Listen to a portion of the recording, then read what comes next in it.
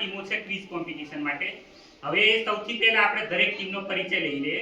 તો ટીમ એ નો પરિચય આપણે સૌથી પહેલા લઈએ. ટીમ એ માં કેપ્ટન છે તારાબેન. તો તારાબેન તમે પરિચય આપજો તમારો અને તમારી ટીમનો.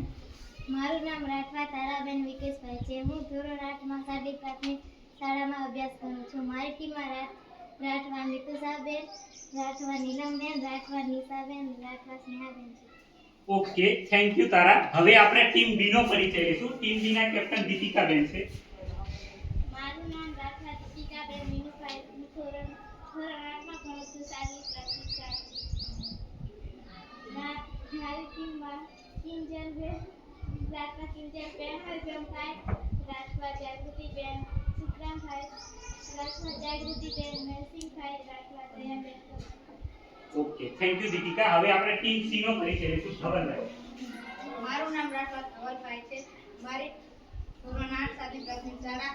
મારી ટીમમાં જીતુભાઈ, હાર્દિકભાઈ, રૂપેશભાઈ અને પિયુષભાઈ. ઓકે, હવે ટીમ ડી નો પરિચય લઈશું. મનીષભાઈ. મારું નામ રાઠવા મનીષભાઈ શંકરભાઈ. મારી ટીમમાં દેહાનભાઈ, મિથુનભાઈ, પાર્થભાઈ અને સેલભાઈ. ઓકે, તો આપણે તમામ ટીમનો પરિચય લઈ લીધો છે.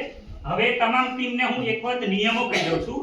તો 26 ક્વેશ્ચન, ટોટલ 24 ક્વેશ્ચન છે અને એક ક્વેશ્ચનનો તમે સાચો જવાબ આપશો ને તો 10 પોઈન્ટ મળશે. અને જો તમને એક ક્વેશ્ચનનો જવાબ ના આવડે તો એક ક્વેશ્ચન બીજી ટીમ પર શિફ્ટ થઈ જશે અને એ ટીમ જો એનો સાચો જવાબ આપશે શિફ્ટ થયેલા ક્વેશ્ચનો તો એને 15 પોઈન્ટ મળશે. એ રીતના રહેશે. બરાબર? કોઈને પ્રશ્ન હોય તો પૂછી લો. 6 ક્વેશ્ચન જેવા આવશે એક ટીમને આગે. બધા રેડી છો? ઓકે, તમે જોવાવાળા તાળી પાડવાની સાચો જવાબ મળે ને પ્રશ્નનો તો.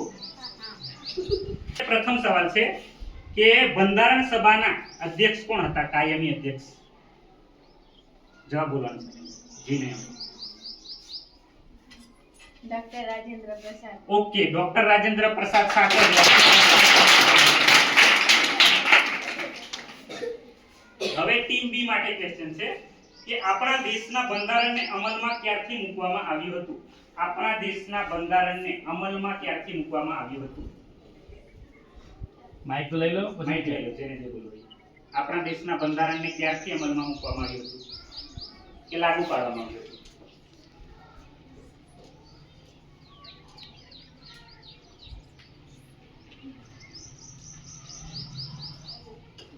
તારીખ અને વર્ષ બોલવાનું છે.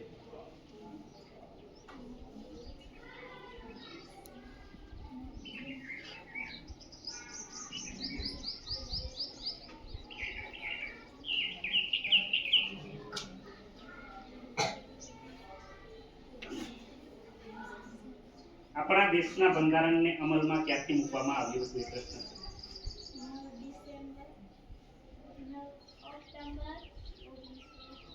નહીં, ખોટો જવાબ છે. હવે ટીમ સી એનો જવાબ આવશે કે આપણા દેશના બંધારણને અમલમાં ક્યારથી મૂકવામાં આવ્યું હતું? 26 જાન્યુઆરી 1950. ઓકે, 26મી જાન્યુઆરી.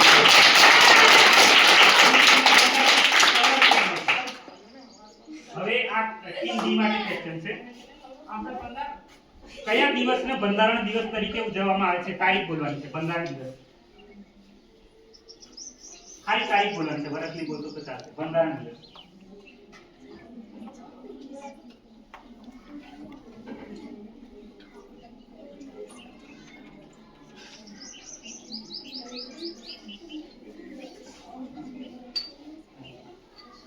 બંધારણ દિવસ. કયા દિવસને બંધારણ દિવસ તરીકે ઉજવવામાં આવે છે?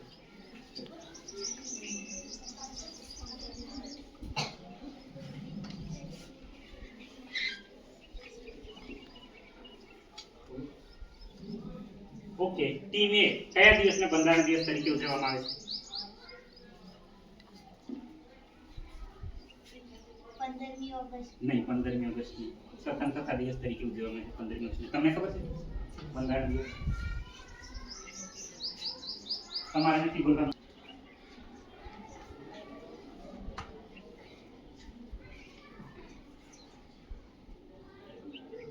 તમને બંધારણ દિવસ 26મી નવેમ્બર. ઓકે, 26મી નવેમ્બર. બંધારણમાં આપેલ ગમે એ 3 મૂળભૂત હકો કે અધિકાર વિશે બોલો. મૂળભૂત અધિકાર કે હકો 3 વિશે બોલવાનું છે. મૂળભૂત હકો 3 તમામ બોલવાના છે. અડધા બોલશો તો 5 પણ 3 હક બોલવાના છે. મૂળભૂત કોઈ પણ 3 હક બોલવાના.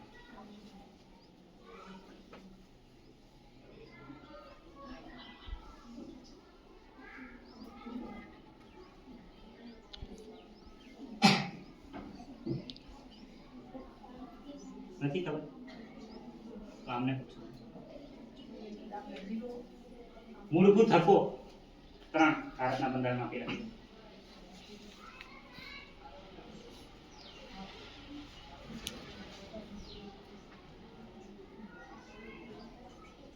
મૂળભૂત હકો ખબર? સ્વતંત્રનો હક, ધાર્મિક પ્રજાસત્તાક. ઓકે 5 પોઈન્ટ મળે છે એક્સ્ટ્રા.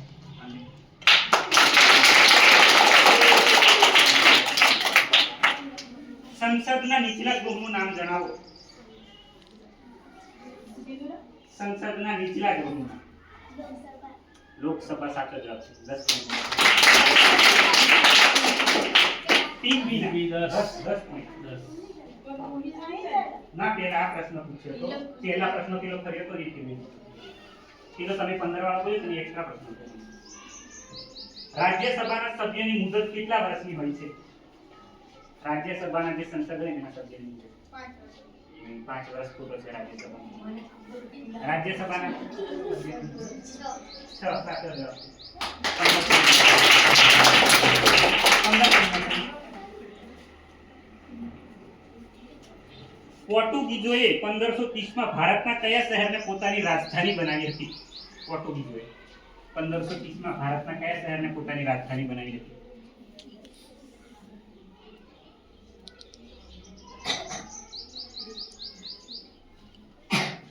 બોલવું છે ગમે ને બોલો ગમે છે. દિલ્હી. નહીં, દિલ્હી ખોટો જવાબ છે. પોર્ટુગીઝોએ કયા શહેરને પોતાની રાજધાની બનાવી હતી 1530 માં?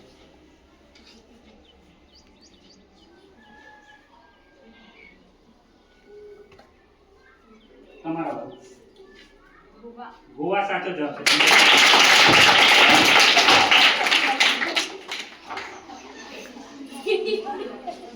બક્સરનું યુદ્ધ ક્યારે થયું હતું? વર્ષ બોલવાનું છે. બક્સરનું યુદ્ધ ક્યારે થયું હતું? તમારે નથી બોલવાનું.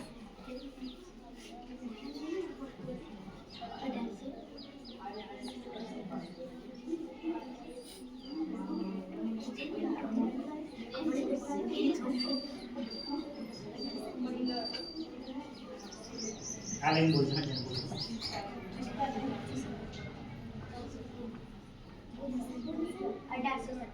નહીં, ખોટો જવાબ છે. બક્સરનું યુદ્ધ ક્યારે થયું? ઓકે સાચો જવાબ.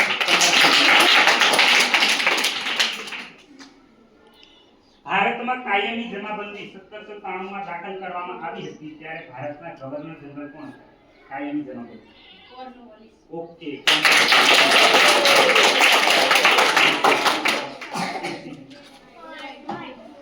બે હુઈ જા પાછા. ઉલગુલાન ચળવળનું નેતૃત્વ કોણે કર્યું હતું? ઉલગુલાન. ઈસાબુલ્લા. ઓકે સાચો જવાબ.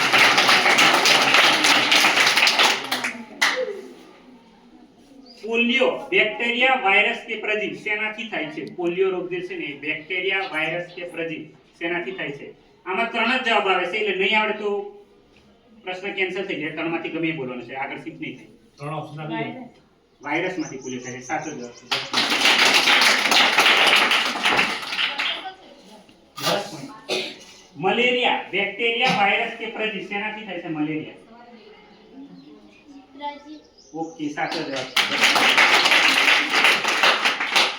ભૂકંપના તરંગોને કયા સાધન વડે માપવામાં આવે છે? ના રિક્ટર સ્કેલ એકમ છે. માપવામાં આવે છે સાધનનું નામ. સાધનનું નામ.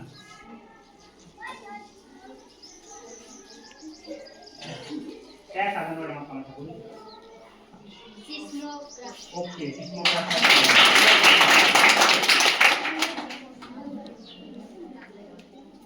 આપણી જઠરમાં કયો એસિડ હોય છે?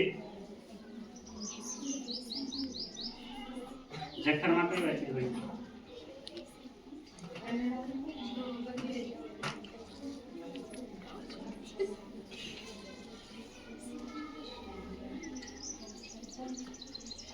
નથી ખબર?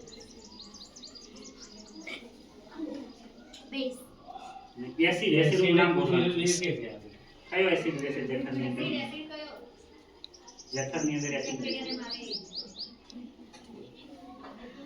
આપણી જઠરમાં કયો એસિડ રહેશે? નહીં, લેક્ટિક એસિડ ખોટું. આપણી જઠરમાં કયો એસિડ રહેલો હોય છે? Acidic acid okay. Acidic acid નહીં આવે. નહીં આવે. ખબર છે? કોણ ક્યાંથી પૂછ્યું તમે? અહીંથી પૂછ્યું ને. અહીંથી પૂછ્યું. તમને ખબર?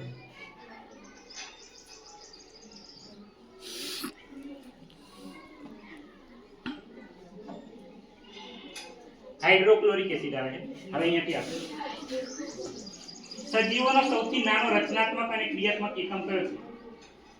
એટલે સજીવોનો સૌથી નાનો રચનાત્મક અને ક્રિયાત્મક એકમ શું કહેવાય એને? સજીવોનો સૌથી નાનો રચનાત્મક અને ક્રિયાત્મક એકમ વિજ્ઞાનની અંદર આવે છે.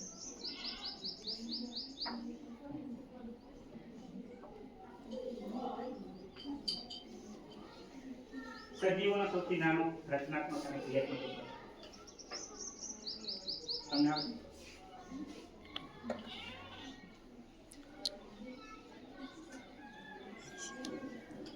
તમને આવે?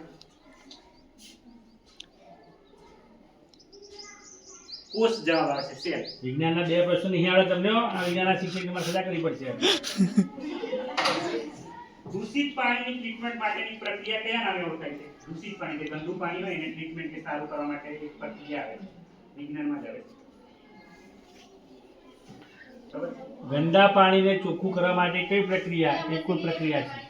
પાણીની વાર્તા કોને આવે ખબર ને સાતમામાં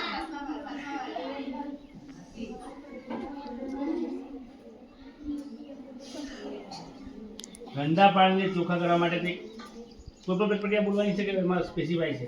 બુકમાં લખેલી જ છે, પ્રક્રિયાનું નામ જ લખેલું છે. એ આખું છે મેડમને ખબર છે. યાદ રાખજો. તમને ખબર છે?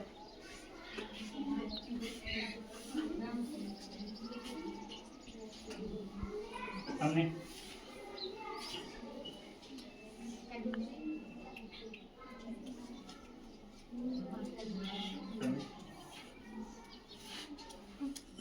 આમાંથી કે છે સુએઝ ટ્રીટમેન્ટ આવે છે. જવાબ દિલ્હી સલ્તનતના કયા શાસકે ઘોડાઓની વિશિષ્ટ ઓળખ માટે દાઢ પદ્ધતિની શરૂઆત કરી હતી? દિલ્હી સલ્તનતમાં ઘોડાઓની વિશિષ્ટ ઓળખાણ માટે દાઢ પદ્ધતિની શરૂઆત કરી હતી. એ રાજાનું નામ બોલવાનું.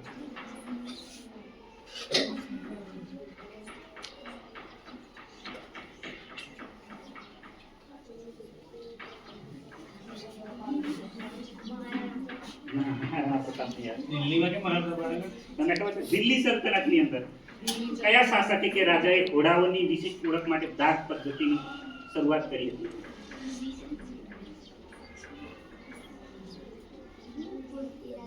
નહીં, પૃથ્વીરાજ નહીં આવે. તમને ખબર છે? દિલ્હી સલ્તનતની અંદર ઘોડાઓની વિશિષ્ટ જે આવડે બોલ ઓળખ બેટા, જે આવડે બોલ. જે આવડે એ હાચું પડે. પછી મને આવડતું જેવું ના થાય. પછી પાછળ કેવું થાય, મને આવડતું હતું મેં બોલી નહીં.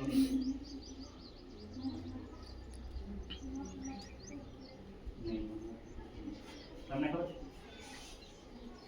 દિલ્હી સલ્તનત. આમનો સવાલ હતો? નહીં, અલાઉદ્દીન ખિલજી આવશે. હવે અહીંયાથી સવાલ આવે. કયા શાસકને આંધ્રના ભોજ તરીકે ઓળખવામાં આવે છે? આંધ્રના ભોજ તરીકે.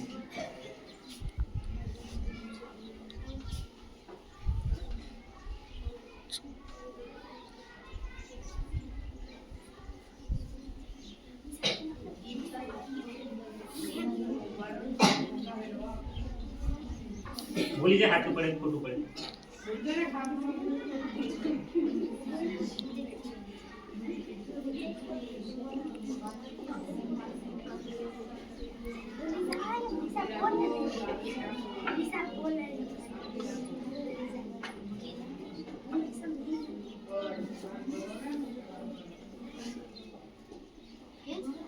સુભાષચંદ્ર ચંદ્ર. નહીં. કયા શાસકને આંદોલનના ધ્વજ તરીકે ઓળખવામાં આવે છે? ઓકે, કૃષ્ણદેવરાય શાસક.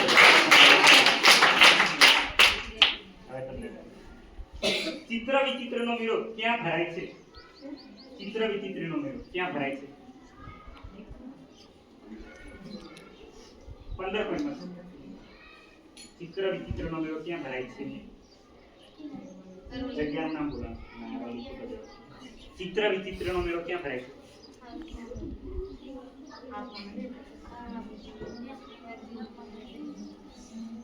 બુકમાં જ છે.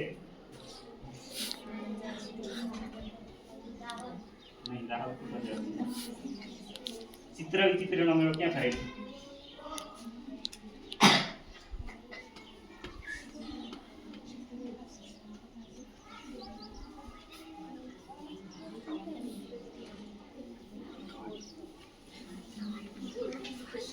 બોલો તો પછી આ ટીમ બાજુ જાઓ. આદિવાસીઓના મેળાવાળું ચેપ્ટર એમાં આવે છે.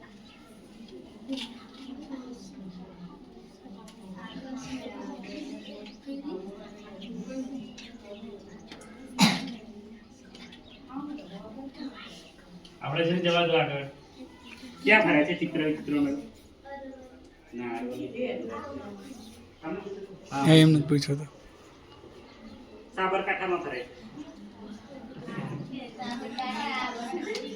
વિશ્વમાં સૌથી મોટું લેખિત બંધારણ કયા દેશનું છે? આને નિમશી કરવાની તારો વારો આવશે. વિશ્વમાં સૌથી મોટું લેખિત બંધારણ કયા દેશનું છે? ઓકે, સાચું જવાબ. ગુજરાતમાં ક્યારથી પંચાયતી રાજનો અમલ થયો હતો? તારીખ બોલવાની છે. પંચાયતી રાજનો અમલ ક્યારથી થયો હતો?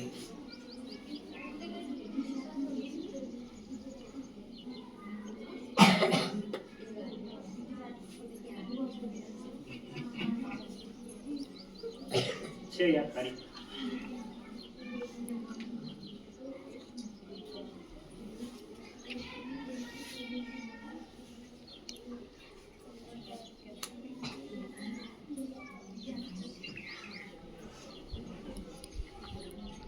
આખરી ટાઈમ વાળા વિચારી રાખો ત્યાં સુધી. એ 3 જ ક્વેશ્ચન બાકી છે. નહીં થયું. પંચાયતી રાજનો અમલ કઈ તારીખે થયો હતો ગુજરાતમાં?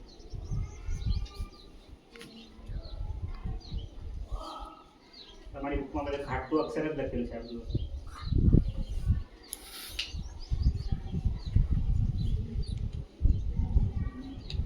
તમને ખબર છે?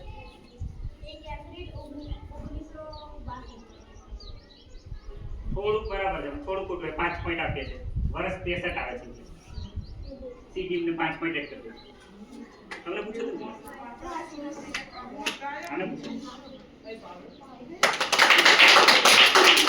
વિધાનસભાના સભ્ય બનવા માટે ઓછામાં ઓછી કેટલી ઉંમર જોઈએ? ઓછામાં ઓછી ધારાસભ્ય બનવું હોય તો કેટલી ઉંમર જોઈએ? એમએલએ બનવું હોય નહીં, ખોટો જવાબ. ધારાસભ્ય બનવું હોય તો કેટલી ઉંમર જોઈએ? 25 સાથે જોઈએ.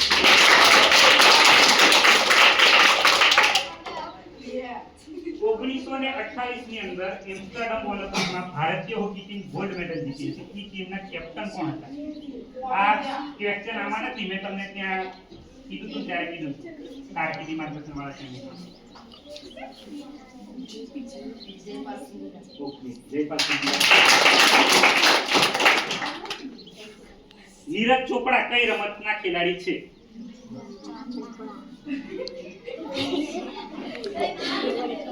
તમારે નથી બોલવાનું. આ છેલ્લો ક્વેશ્ચન છે. હે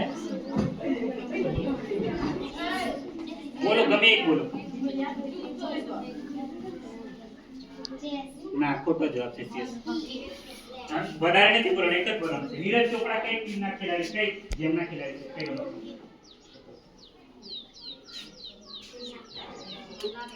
ભાલા છે. બરાબર. ઓકે મેડમ, કઈ ટીમ જીતશે એવું લાગે છે તમને? બોલો. બધી ટીમના પોઈન્ટ સેટ નહીં કરેલો હું બોલી. ટીમ એના 20 પોઈન્ટ. આઈ બરાબર આઈ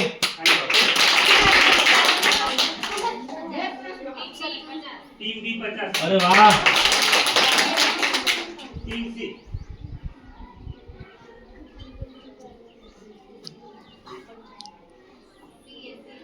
એસી કુર્સી.